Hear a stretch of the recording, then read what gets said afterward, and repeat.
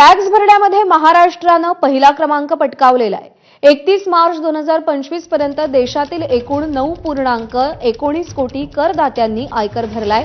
यामध्ये एकट्या महाराष्ट्रानं 1.39 कोटी नागरिकांनी इन्कम टॅक्स रिटर्न भरल्याची आकडेवारी दिलेली आहे। ही संख्या मागील आर्थिक वर्षाच्या तुलनेत 7.86% जास्त आहे।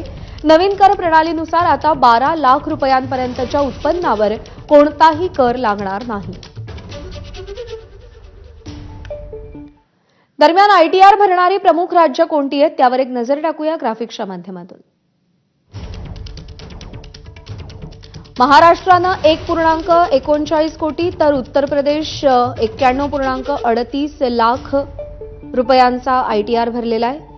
गुजरातमध्ये 88.58 लाख तर राजस्थानमध्ये 59.77 लाख। तमिळनाडूमध्ये 57.27 लाख तर कर्नाटकमध्ये 53.62 लाख। दिल्ली 44.66 लाख तर पंजाब 44.26 लाख।